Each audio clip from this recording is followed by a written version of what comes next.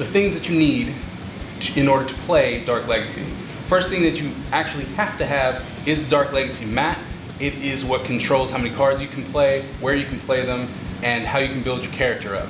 You're also going to need a deck of Dark Legacy cards. Now you can either buy the pre-constructed ones, or you can actually construct your own deck, as this is a deck building game. One of the key components to Dark Legacy is the D20. You definitely need to have one of these, at least one. Most people play with 5 or 6 of them. These are counters, they're counter beads. You don't really need the counter beads, but it does come in handy when you are keeping track of your casting points and tokens that you have summoned. You're also going to need a pen and a piece of notebook paper if you plan on keeping track of your character and your hit points manually. Some people don't like that because we are in the digital age. So if you want to keep track of all that digitally, you can actually download the Dark Legacy app. It's on Google Play, and it'll keep track of your life, your experience points, your character, everything like that. And if for some reason you forgot your D20, we've got one of those too. All right.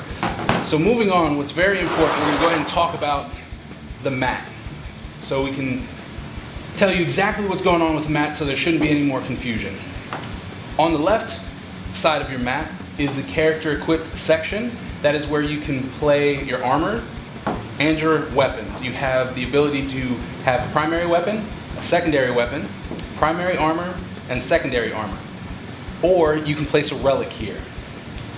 Now, weapons and armors, they do not stack, so you cannot place multiples of the same card in one space. It's very important to know. This main section right in the middle is your hero equipped area. That is for you and you alone. You will have cards that will enhance yourself, and it'll say enhance hero, and you can place those right here so it doesn't take up any spaces outside of the map. You can stack as many cards as you have, so 3 per card, in this area, unless the card says you can only have 1. And there's no limit to the amount of enhancement cards that you can place on your hero. On your right, that is the casting area. All spells that are not weapons or armor will go in this section. You only have 4, so you're very limited to the amount of cards that you can put down, which is one of the key components to the strategy of Dark Legacy. You cannot spam the board with a lot of mini creatures. You have to actually think about what you're going to do before you do it. You have one field right here that is the instant field. The instant field is very important because if you place a creature card or a relic card or a global enhancement card in this area, you can no longer cast instants, period.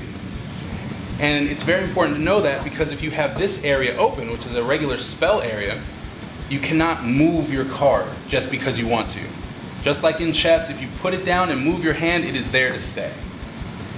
In this area, in your casting area, you can actually stack the cards. So you can have 3 cards that are the exact same in one spot. So in theory, you could have 16 creatures plus yourself in your army. This is the charging area.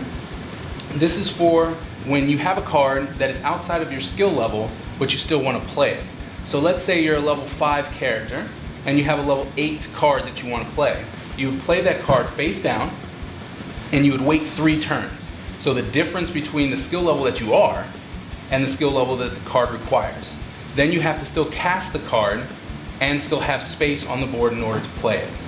Now, if all 4 of your areas are filled with cards, you cannot cast a card because you do not have a casting field open.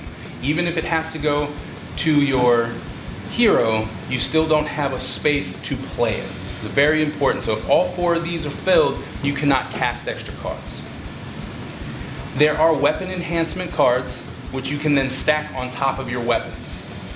And you can have as many enhancements as you have cards, as long as it doesn't say there can only be 1 in play at a time per hero. That wraps up the mat, and we're going to move on to the cards. Next, I'd like to talk about the cards that are played within Dark Legacy. There are 7 types.